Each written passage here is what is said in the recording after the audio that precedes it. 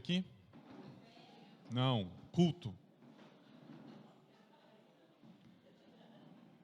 Vamos ter culto. Antes do culto, o que vamos ter? Um café. Então, pessoal, chegando 9 horas, as mesas vão estar montadas aqui em cima, tá? E vai ser a mesa da ceia também. Então, vocês vão chegar aqui, vai estar tudo diferente. Fique muito à vontade para participar da ceia, da Páscoa. Se alguém desejar chegar mais cedo, tipo assim, eu quero chegar na hora da ressurreição, madrugada. Jesus não ressuscitou de madrugada? Sabia que foi de madrugada? Amanhecer no terceiro dia? Porque no primeiro dia da semana, diz lá no texto bíblico, que as mulheres foram ao sepulcro de manhã e o sepulcro já estava vazio. Então, bem antes. Então, muita gente gosta, no domingo da Páscoa, ressuscitar de novo, né, com Jesus logo de manhã. Então, você fala assim, dá para eu ir ao lugar de culto, a esse lugar aqui? Posso ir mais cedo, porque eu quero ter meu tempo de oração, quero ter um tempo lá. Claro que pode. É só fala para a gente abrir, para você poder vir, passar um tempo aqui. Se quiser fazer vigília durante a noite, também pode. Então, fique à vontade. Aí já participa da ceia. Outra coisa que eu acho que eu preciso falar para vocês é assim. O espaço aqui do templo, principalmente a parte de baixo, pertence a quem? A quem? Nós.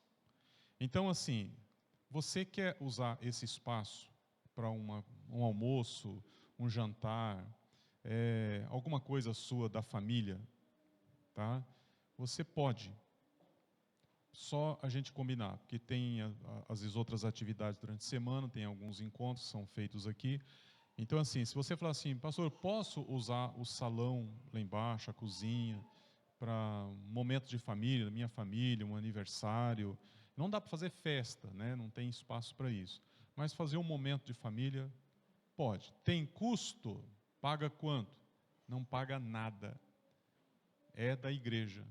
A única coisa que você precisa fazer, a única coisa é deixar limpinho para o domingo de manhã.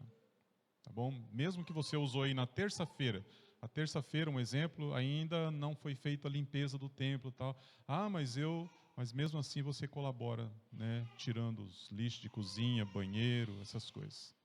Combinados? Então fique à vontade, tá? Esses tempo atrás perguntaram quanto que era o aluguel. Não tem aluguel. É nosso. Quando nós estamos falando aqui de maturidade, a maturidade envolve responsabilidade. A responsabilidade em todos os aspectos, né? Então, se você usa um espaço que é nosso, você tem todas as responsabilidades envolvidas, assim como você tem também todos os direitos. Vamos retomar de onde nós paramos na semana passada. Então, voltando, pois não? Sim, sim, café da manhã. Inclusive a dona Ingrid falou que ela está de volta domingo que vem. Ela está morrendo de saudade, né? Quem conhece ela sabe que ela não perde um culto. Então, ela diz, pastor, na Páscoa eu estou de volta. Eu disse, vem, ressuscita. Então sim, pode trazer sua garrafa de café. Não fique esperando pela dona Ingrid, tá? Se alguém precisa passar o café aqui, chega mais cedo, passa o café. Porque tem uns que preferem fazer aqui do que trazer de casa, né? Então, só se organiza. A gente não pode começar o culto atrasado. Então, 10h30 certinho, a gente começa o culto. Que, na verdade, não é começa o culto. Sabe, essas coisas que a gente continua o culto. Porque lembra, o que a gente aprende é que a nossa vida é um culto a Deus. A nossa reunião é um encontro dos filhos de Deus. Aliás, onde é que estão os outros filhos, seus irmãos? Eu sei do Valdemar que está doente, a Ingrid está cuidando dele, o Júnior e a Denilce estão com suspeita de Covid, passando muito mal. Preciso de orações, inclusive. E os outros? Pergunte-se, onde estão os meus irmãos? Então, assim, domingo é o tempo do encontro da família. Então, a gente fala de começar às 10h30, é para não se perder no tempo. Mas o pessoal do louvor chega aqui 9h30, ou antes até. Então, se você fala assim, eu acho o culto tão curto, eu quero mais, vem mais cedo. Participo do ensaio com eles aqui. É um tempo de culto já, o ensaio já é um tempo de culto. Tá bom? Entendidos? Entendidos? Ah, mas pastor, e o almoço, e a gente tem que fazer almoço. Irmãos, 6 dias trabalha, 1 descansa. Não se almoça domingo. Domingo a gente come. Certo? Faça almoço no sábado. A Eliane, por exemplo, ontem estava lá cozinhando. Tá? Hoje vai chegar em casa, só põe no fogão, ele esquenta e pronto. Domingo é dia de descanso, não é? Pode ser a segunda, pode ser a terça, desde que você observe. 6 trabalha, 1 descansa. Quem inventou esse negócio? Quem que inventou esse negócio? Quem inventou? E ele pisou na bola ou ele fez certo? Ele fez certo. Então, quebra para você ver. Quebra esse princípio e você vai ter dificuldades em outras áreas. Então, assim, domingo a gente come. Tá? Normalmente a gente come bem, porque tem mais tempo, não tem que sair correndo, tal. Mas não se preocupe tanto com comida. Eu sei que é uma cultura nossa, nós gostamos muito de almoço, a mesa, domingo cheia, parentes e tal. Mas começa a pensar nisso, né? Se puder deixar tudo pronto antes. Você sabe que lá em Israel, quando eles estavam no deserto, eles tinham que colher o maná. Lembra como é que funcionava isso? Todo dia de manhã, levanta, pega a peneira, pega a vasilha e vai pegar o maná que caía do céu, o pão que Deus mandava. Todos os dias, exceto no sábado. No sábado, não. Então, o que eles faziam na sexta-feira? Recolhiam para a sexta e para o sábado. Ou seja, já deixavam tudo pronto para o sábado, porque no sábado eles descansavam. Quem inventou isso? Quem inventou isso? Deus. Ele fez certo ou ele fez errado? Ele está certo ou está errado? Nós estamos certos ou estamos errados? Nós. Então vamos lá. 1 Pedro, aliás, eu não arrumei aqui, né? 2 Pedro. 2 Pedro, capítulo 1. Falando da maturidade, a gente viu ali algumas questões ali atrás. Deus perguntando onde é que nós estamos. Deus pergunta, onde é que você está? Lembra do slidezinho ali? Ó? Onde você está? Essa pergunta Deus fez para Adão no jardim e ele continua perguntando para nós hoje. Onde é que você está? Então você precisa responder isso para ele. E não é estar geograficamente. Eu estou fazendo aqui o posicionamento do GPS, eu estou em tantos graus aqui, ali e tal. Não, não é isso. Não é geograficamente. Onde é que você está emocional e espiritualmente? Onde você está na sua relação com Deus? Como é o seu viver com Deus? Como que é a sua comunicação com Ele? Como é que é a sua relação, as suas conversas, a sua amizade, a sua intimidade, a sua vida? Não é o que você faz, tá bom? Pessoal, não é o que a gente faz. Deus não está tão interessado no quanto você faz, como Ele está interessado no quem você é. Não é quanto de Deus eu recebo, não é quanto de Deus eu tenho em mim, mas é quanto de Deus você dá. Quando você responde onde é que eu estou, não é o quanto eu me encho, mas o quanto eu me esvazio. É aquilo que eu posso servir, aquilo que eu posso agregar ao povo e ao mundo. Então, nesse pensamento, a gente é convidado a avaliar o nosso crescimento, a nossa maturidade. Porque uma das coisas mais que aborrece a igreja de Deus na terra é ela ficar o tempo todo infantilizada. Isso para a igreja não é bom. Deus, ele não sente prazer nessa igreja. Agora, o prejuízo maior nem é para Deus, porque ele não sofre prejuízo, não é tanto para a igreja em si, mas é para o mundo. O mundo sofre quando a igreja é infantil. Temos hábitos de falar assim, esse mundo está perdido, não é? Esse mundo está uma porcaria. Esse mundo é isso, esse mundo é aquilo. Mas o mundo sente falta da igreja. Então responda comigo. De quem o mundo sente falta? Mais alto. De quem o mundo sente falta? De quem o mundo sente falta? Mas pastor, a gente está aqui todo domingo, portas abertas. Não é isso, isso aqui não é para o mundo. Isso aqui é para nós. Uma pessoa do mundo sentado aqui, olha, ele não vai entender praticamente nada do que eu falar. Por quê? Porque a reunião é dos filhos. Então não tem essa coisa na cabeça, eu tenho que levar visitante à igreja, eu tenho que levar visitante para o culto. O visitante você leva para sua casa. O visitante você fala para ele. O amigo, o parente, você fala, o companheiro, o colega de trabalho, você fala de Deus, você vive aquilo que você nem precisa falar, e depois você traz ele para o encontro dos filhos. Aí ele já vai assimilar um pouco. Não quer dizer que é errado trazer, não quer dizer que Deus não fala com ele aqui.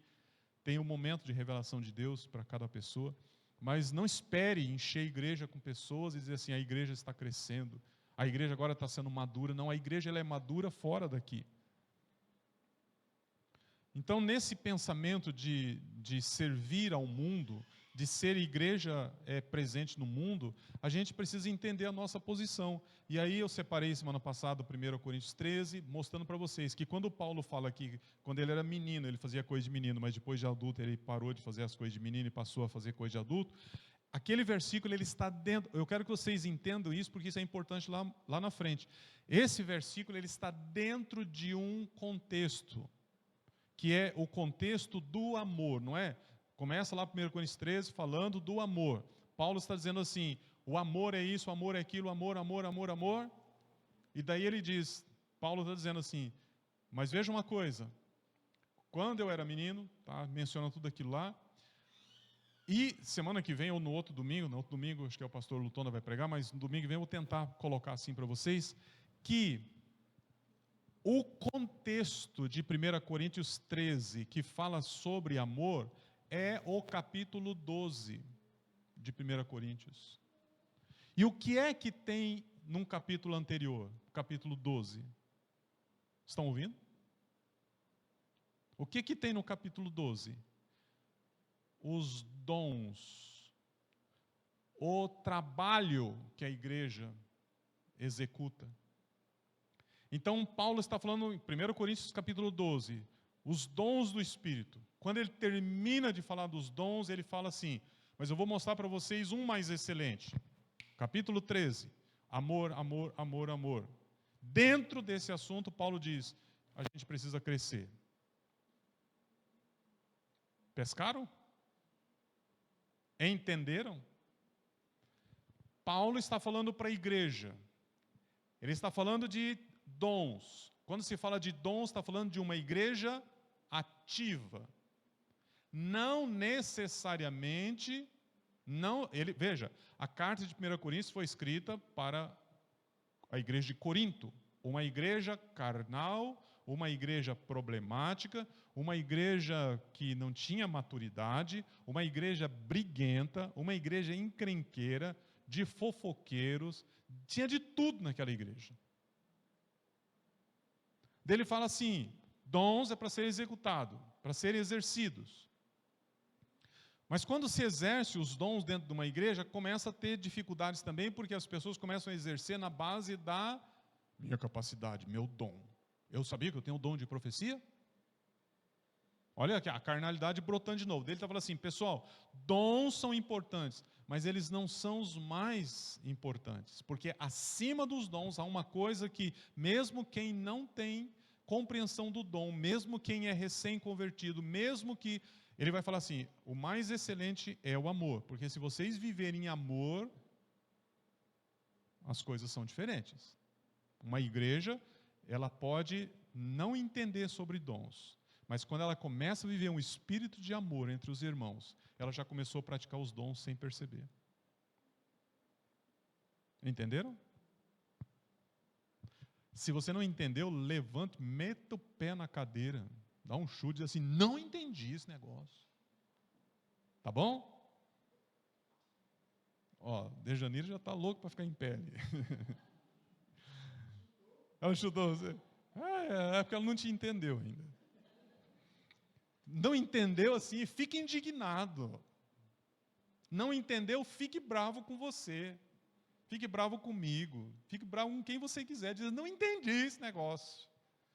Mas queira entender. Não sai daqui dizendo assim, depois eu vejo. Não faça isso. A gente só tem esse momento aqui nosso, né? Então, assim, dons para serem exercidos. Para serem exercidos principalmente no contexto do amor, porque Paulo está dizendo que o amor, ele sobrepõe a tudo, ele sobrepuja tudo. Eu não entendi nada dos dons, então comece a viver em amor, olhe para os irmãos, olhe para ele, para essa história de levantar a cabeça, olhar para Deus, olhando para Deus, eu estou falando com Deus, e não está olhando para o lado. Porque Deus está dizendo assim, ei, psst, olha para o lado, aí, eu estou aí com os outros filhos. Então você olha para o lado e você começa a sentir amor pelas pessoas, você começa a sentir compaixão, você começa a sentir a necessidade do outro, a necessidade da igreja, e você começa a sentir um amor pelas pessoas. E aí você começa a praticar, sem perceber, está praticando o amor. Não é fazendo amor, tá? É praticando o amor. E quando você pratica o amor no corpo de Cristo, você está cumprindo os dons, com certeza absoluta. Mais tarde, aí eu peguei aqui 2 Pedro, capítulo 1, Pedro, ele fala coisa assim muito interessante, que ajunta nesse pensamento de Paulo. Por quê? Porque não são dois homens falando desse assunto com a igreja. Não são dois homens. Quem inspirou Paulo a escrever 1 Coríntios capítulo, ou todos os capítulos? Quem foi? Timóteo. Quem foi? Espírito Santo. Quem foi que inspirou Pedro a escrever as cartas de Pedro? Quem foi? O Espírito Santo. Então, o mesmo Espírito que não se contradiz, é o mesmo Espírito, é a fonte de toda a revelação de Deus, é o mesmo Espírito dizendo para Pedro. Agora fala para os irmãos, e as cartas de Pedro, elas são cartas universais. As cartas de Paulo, elas são dirigidas ou a pessoas ou à igreja. As cartas de Pedro, elas são universais. Ela está dizendo assim para todos os crentes. Então, chegou até nós aqui, gente. Ele fala assim, eu, pessoal da comunidade evangélica batista, eu, Simão Pedro, servo e apóstolo, agora pode ler lá, e apóstolo de Jesus, olha lá, Simão Pedro, servo e apóstolo de Jesus Cristo, aqueles que estão lá no São Brás, na Avenida Três Marias, 1093, falando de vocês, falando de nós, mediante a justiça de nosso Deus e Salvador Jesus Cristo, receberam conosco uma fé igualmente valiosa. Então a fé que você tem em Cristo é uma fé igual Pedro tinha, estou certo? Mas a dele era maior. Bom, aí é a questão sua com Deus. Graça e paz, ele diz, lhes sejam multiplicadas pelo pleno conhecimento de Deus e de Jesus, o nosso Senhor. Seu divino poder nos deu algumas coisas para a gente ir para frente. É assim que está escrito ali? Não. o seu divino poder nos deu todas as coisas de que necessitamos para a vida e para viver essa vida em piedade. Tá? Por meio do pleno, de novo a palavra aí, por meio do pleno conhecimento daquele que nos chamou para a sua própria glória e virtude. Ei, você está aqui porque você quis ou porque Deus te chamou?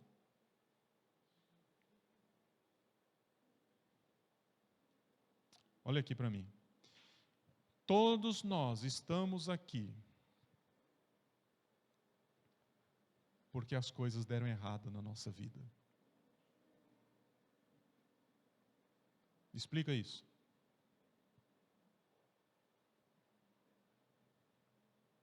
Todos nós estamos aqui porque as coisas deram errados na nossa vida. Porque se tudo tivesse dado certo, esse aqui é o último lugar que você ia querer estar.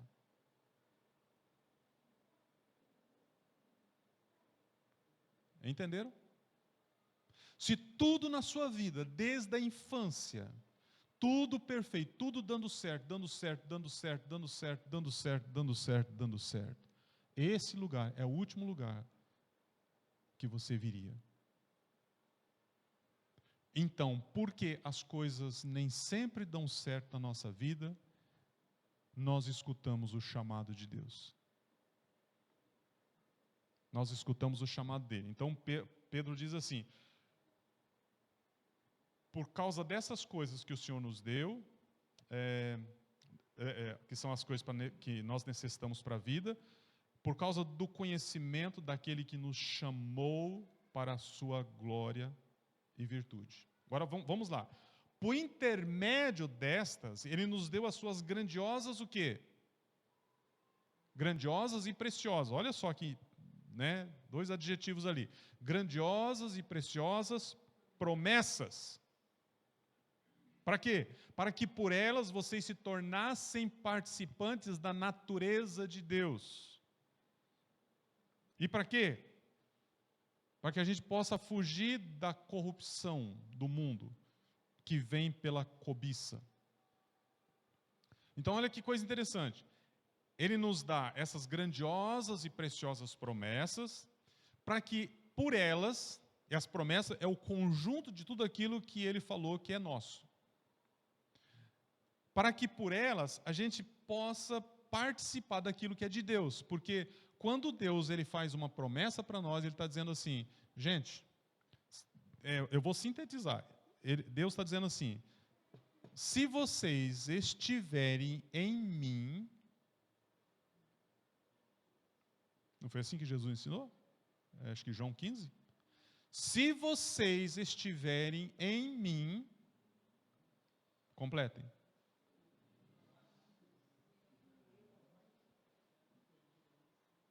Se vocês estiverem em mim, vocês estão na videira. A minha vida passa para vocês. Entenderam porque ele fala participantes da natureza divina? A uva faz parte da videira? O galho faz parte da videira? As folhas fazem parte da videira? Se elas estão interligadas, né? Primeiro a videira, os galhos, as folhas e os frutos. Ele está dizendo assim, se vocês estiverem ligados em mim, vocês estão na vida. A uva, o cacho de uva, ele pode dizer assim, eu sou a videira, eu estou ligado na videira. E na hora que não estiver ligado, é porque algo cessou o fluxo de seiva. Cessou a vida. E aí Jesus fala assim, se não, corta e joga fora. Queima. Então quando ele está falando das promessas, ele está dizendo assim, aquilo que eu sou, eu ofereço a vocês. Deus dizendo, a vida de Deus é para nós. A vida de Deus não é para encher o céu.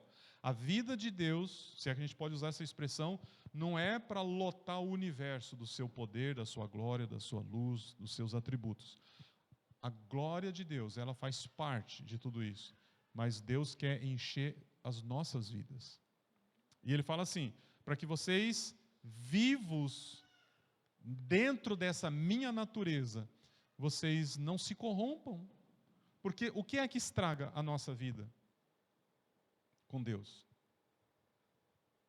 no dia a dia? O que estraga?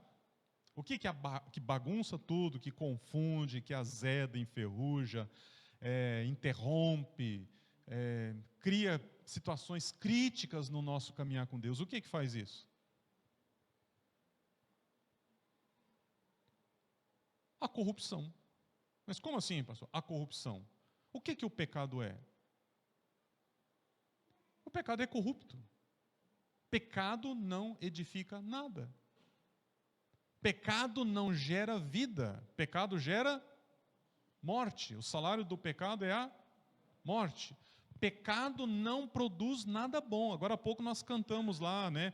Vou plantar, e aquilo que eu plantar eu vou colher. Então lembra disso. Planta pecado, colhe morte. Planta pecado. Gente, é a lei da semeadura. Não tem como semear pecado e colher bênçãos. Planta pecado, colhe o seu correspondente.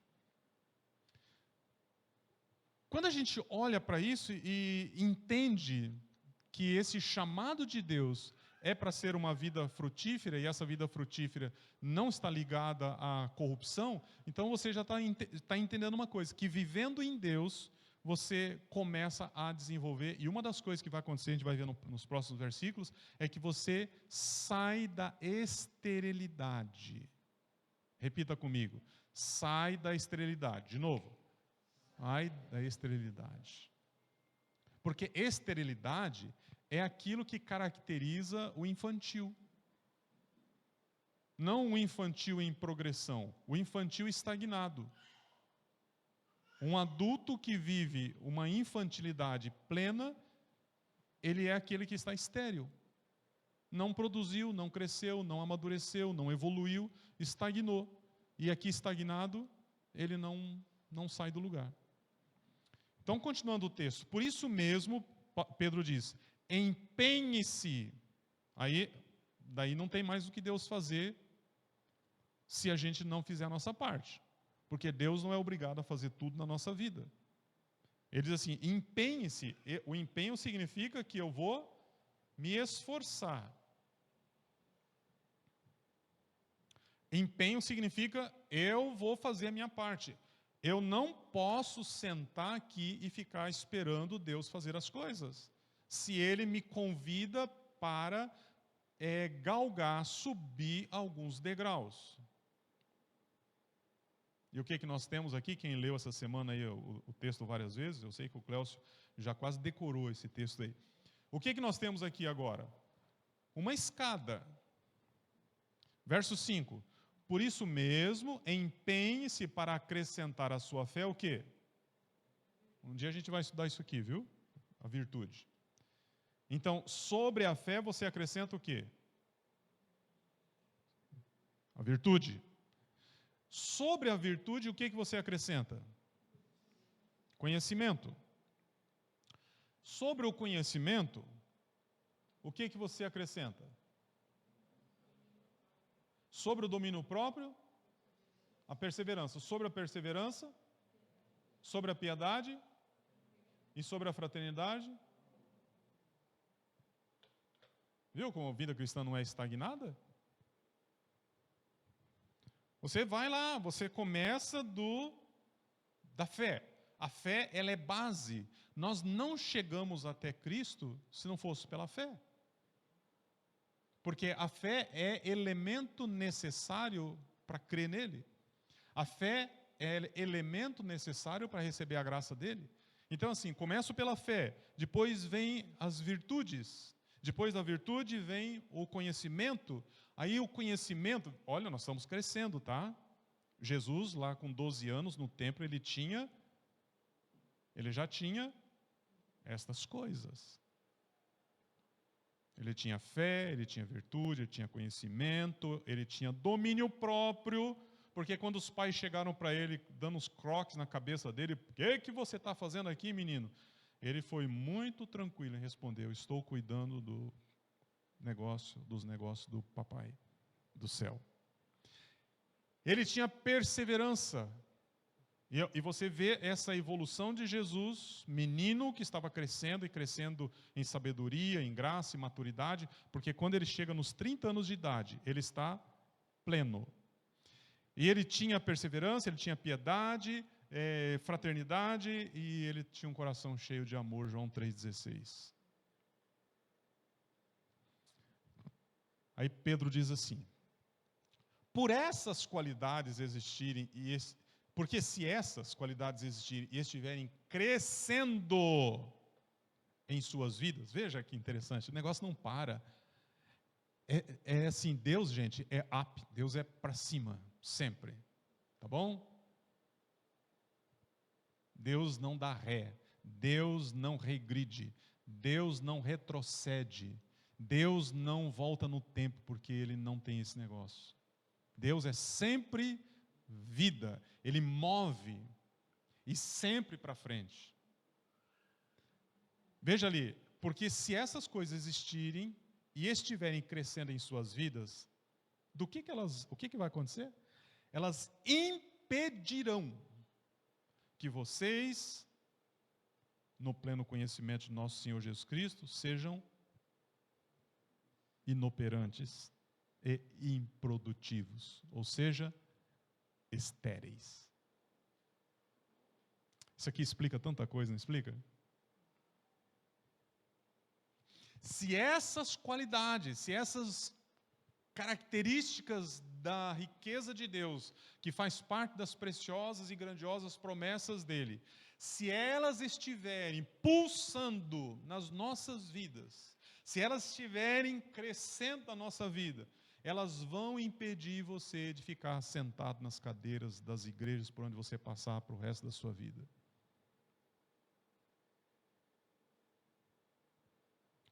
Elas vão fazer com que você cresça.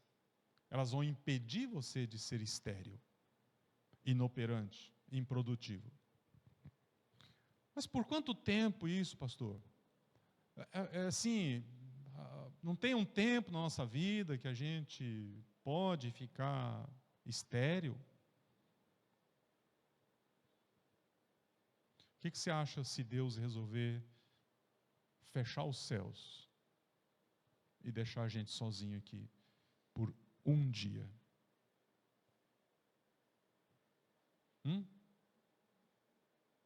Deus não é sempre para frente? Deus não é um Deus que trabalha? Deus não é um Deus ativo, que não dorme? Deus não é um Deus que a sua glória expande-se o tempo todo?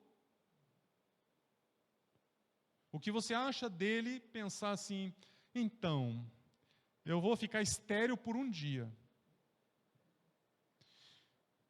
Meus irmãos, se Deus decidisse fazer isso, no primeiro minuto da nossa existência, o mundo já não existiria mais.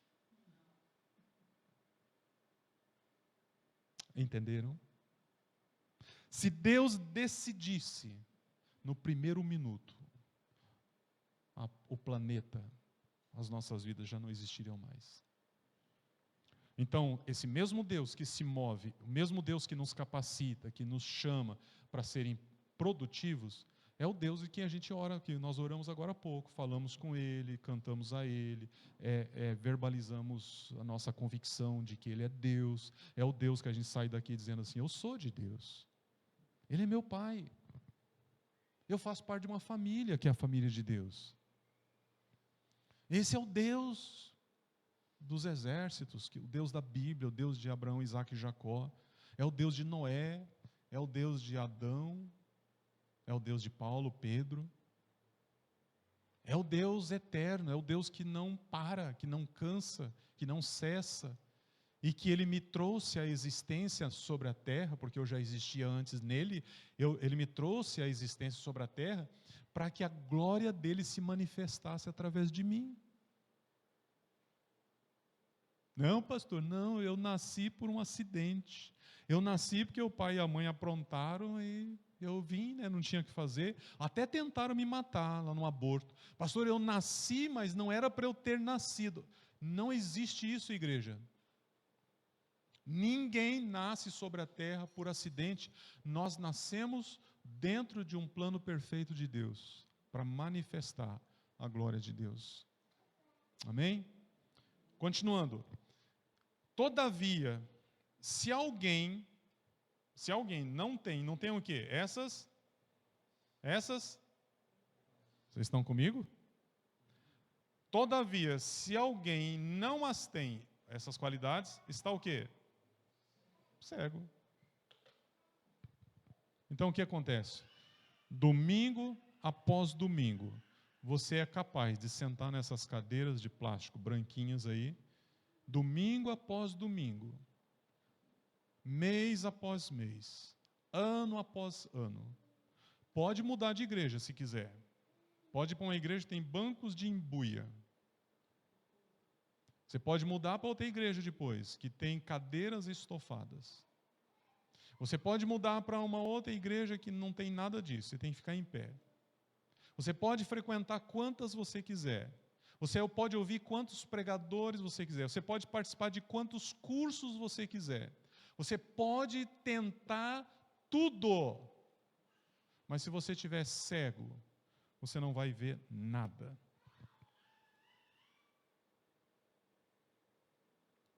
A única coisa que você vai ver é aqui, ó, ao seu redor. Só o que você pode tocar. Só o que você pode tocar. Porque aquilo que você toca, você não precisa fé.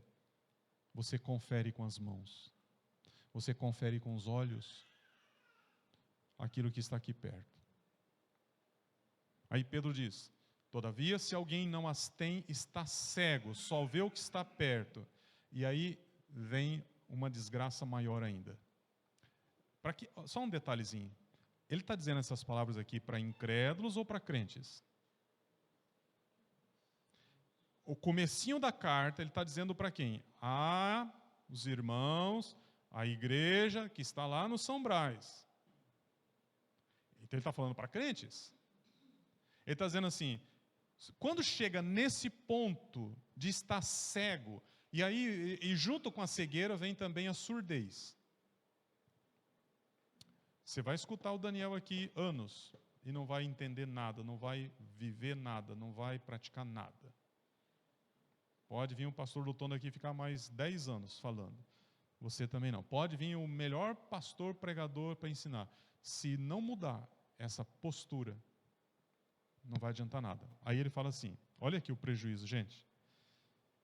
Se você só vê o que está perto, vai se esquecer da purificação dos seus pecados. Gente, isso é tragédia. É automático.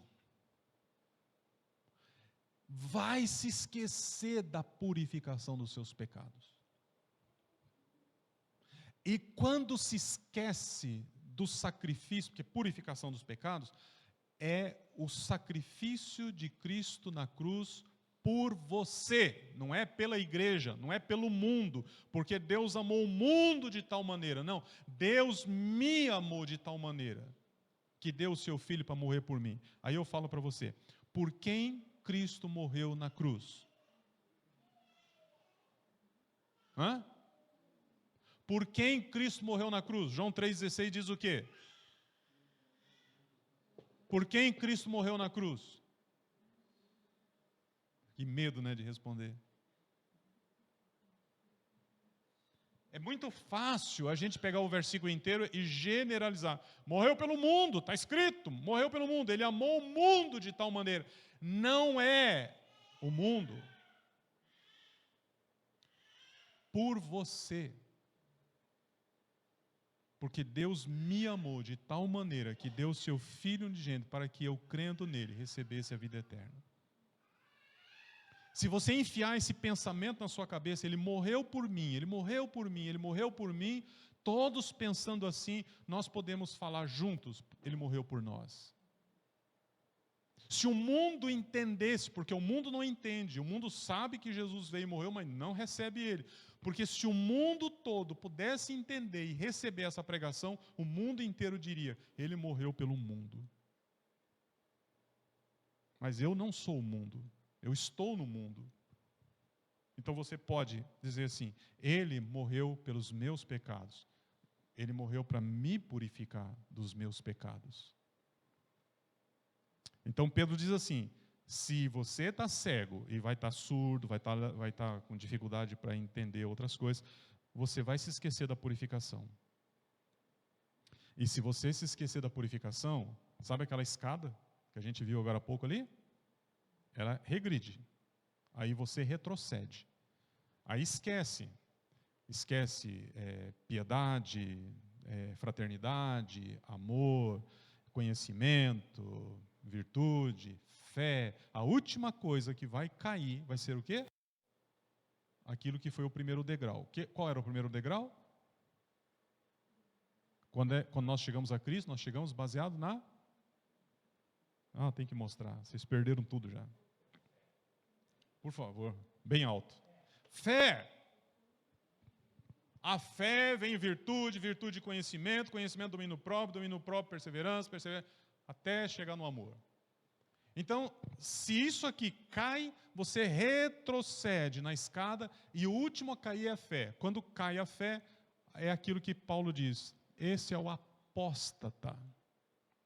O apóstata é aquele que verbalizou fé, é aquele que professou fé, é aquele que na hora do batismo diz eu creio, é aquele que pregou aqui na frente diz eu creio, é aquele que disse lá fora eu creio, é aquele que diz eu estou indo na direção de Cristo. E um dia ele vem para trás, a última coisa que ele vai dizer assim: não creio mais. Se ele não falar isso, ele vai começar a viver desta maneira. Ele perdeu a fé. O último passo que ele dá antes da morte é: ele nega a fé. Então Pedro está dizendo assim: irmãos, olha aqui, empenhe-se. O que a gente viu agora há pouco no outro versículo? Ore por mim, pastor. Ore por mim, igreja. Ore por mim, mulher. Ore por mim, marido. Ore por mim, fulano. Ore porque eu sou fraco na fé. Os irmãos podem orar, a igreja pode fazer muita coisa, mas você precisa se empenhar, precisa assumir, precisa levantar a cabeça. Eu estou falando aqui nós como igreja, tá? Não é uma coisa assim, para você, viu, Gerson, para você. Não, para nós. Então assim, gente, levanta a cabeça, olhe para Cristo e diz assim: é isso mesmo, Senhor, é para mim esse negócio e eu vou me posicionar, eu vou assumir meu lugar. Então Pedro diz assim: empenhe-se ainda mais para consolidar o chamado e a eleição de vocês. Aí é a prática, porque fé ela não é morta. Fé ela tem pernas, fé ela tem braços, fé ela tem voz, fé ela age, fé ela se posiciona. Fé não é burra. Fé faz com que você entenda as coisas. E você entende as coisas pela fé. Então, você diz assim: eu preciso consolidar o chamado de Deus. Eu preciso alicerçar o meu chamado. Eu preciso alicerçar essa eleição de Deus na minha vida. Ele me colocou nessa posição. Aí Pedro diz assim: se vocês agirem desse jeito, vocês não vão tropeçar. Vocês não vão tropeçar. E aí ele diz no verso 11: e vocês estarão ricamente providos quando entrarem no reino eterno de nosso Senhor e Salvador Jesus Cristo. Aqui já pulamos para um outro momento da história. E eu vou parar porque nós terminamos o nosso tempo. Ele está dizendo assim: haverá o momento em que o Senhor descerá nas nuvens e Ele vai consolidar o reino dele aqui na terra. Vocês sabem disso? Mesmo? Não, a gente morre e vai para o céu. Vai fazer o que no céu?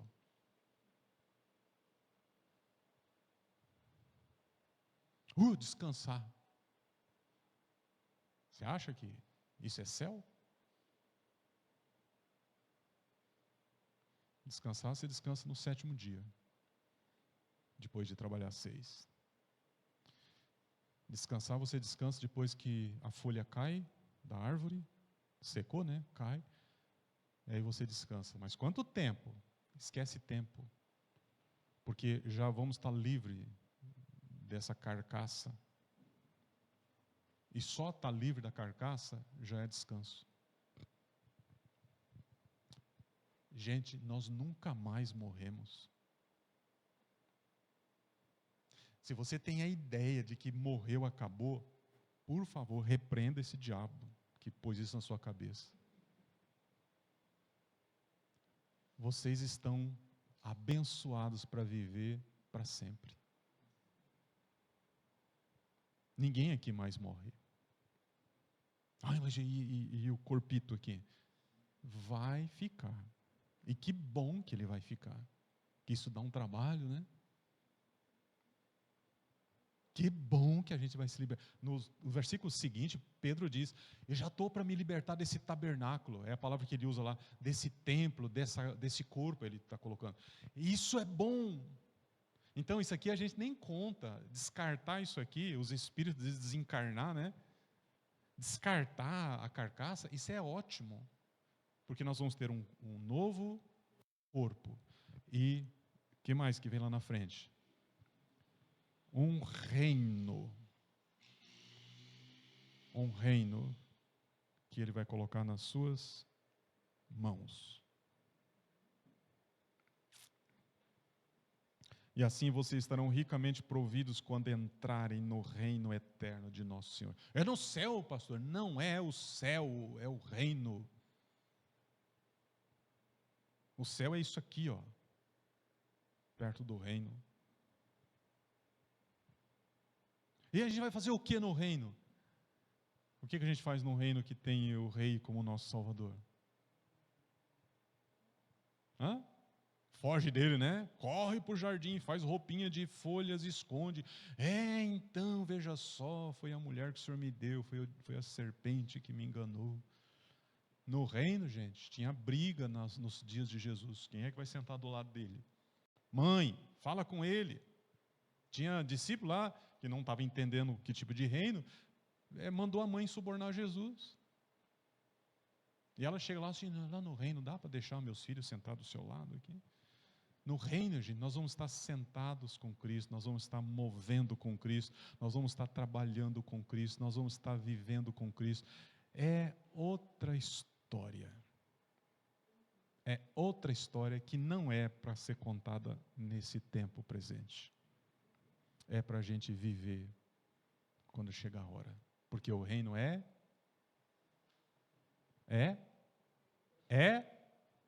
eterno.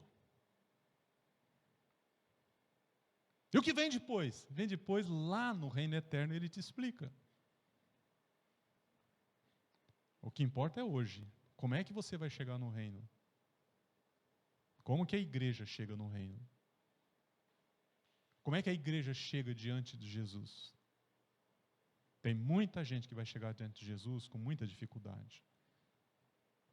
E eu tenho plena certeza, absoluta certeza, que não será essa igreja, porque essa igreja não tem nenhuma dificuldade. Tem gente que vai chegar diante de Jesus sem saber o nome dele. Foi salvo de última hora. Tem igreja que vai chegar diante de Jesus, ela foi tão perseguida, ela foi tão pisada, que ela não conhece direito os seus irmãos. Tem igreja que vai chegar diante de Jesus, era uma igreja de analfabetos, nunca leram um texto da Bíblia, mas creram.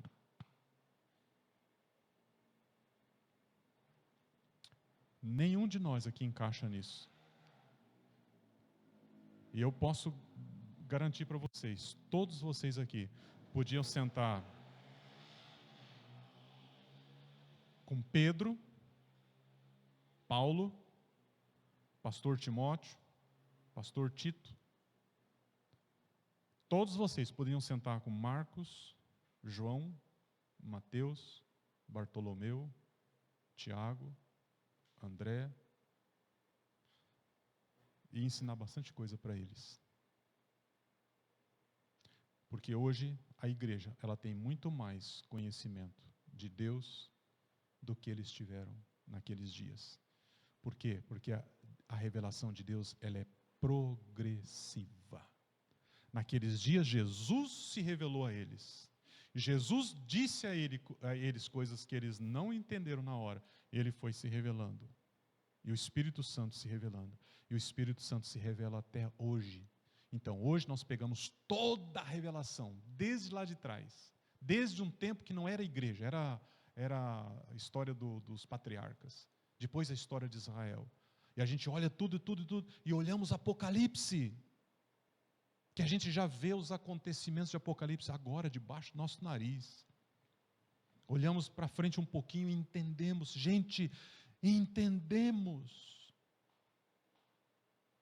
E Deus abrindo a cortina do palco, e abrindo e mostrando, está aqui igreja, está aqui. Igreja, vocês são privilegiados. Deus está dizendo assim, vocês têm a revelação dos mistérios. Paulo diz, eu fui levado ao céu, e ele me mostrou as revelações do mistério dessa época, dessa dispensação, que é o tempo nosso de igreja. Então, o que está acontecendo com a gente? Está acontecendo o que ele diz lá em Apocalipse capítulo 3, que é a igreja rica, igreja poderosa, igreja cheia de recursos, igreja cheia de não sei o quê, e morna. Que ele tem vontade de vomitar da boca. És pobre, vocês têm todas as riquezas, mas são pobres, cego e nu. Então, pastor, a gente é essa igreja. Ah, é? Ela é, ali, é uma característica da igreja desse tempo. Agora, vocês querem ser? A comunidade evangélica batista quer ser uma igreja pobre, cega, que a gente viu ali, que vive nua, morna, não é nem frio nem quente, que quer dar ânsia, que quer causar ânsia em Jesus? Vocês querem? Então por que eu estou aqui chamando vocês? Vamos lá, gente. Vamos ganhar uma postura diferente? Vamos vestir uma outra roupa? Vamos bater o pé e assumir posição? Uns com os outros? Começa aqui, uns com os outros. Se você não assumir posição aqui, uns com os outros, procurar saber quem é quem, quais as necessidades, por que isso acontece, por que isso não acontece. Aqui, começa com coisas simples. Sai daqui, passa no Valdemar. Vai ali. Diz para ele, o pastor falou que a gente precisava ver você. Para saber como é que ele está. Se você não é capaz de chegar para o irmão e dizer assim, qual a sua necessidade? Aqui na oração, tiver dificuldade na hora da oração, para que a gente deve orar? Eu não sei, é para quem mesmo? Quem é quem? Se essas pequenas coisas não te mover, você vai ficar inoperante. Porque quando a gente começa aqui, é como lançar uma pedra na água. Ela vai fazendo círculos. Mas tem que começar. Qual a minha responsabilidade no corpo de Cristo? Pergunte você e responda você mesmo. Empenhe-se para fazer isso. Amém? Ao meio-dia, o sol está sobre a nossa cabeça, ele representa a glória de Deus, a grandeza de Deus. E quando nós estamos debaixo dele, não há sombras. Então, já passou 4 minutos nesse outono, já está começando a querer aparecer uma sombra. Vamos viver com Cristo, porque com Cristo é luz o tempo todo.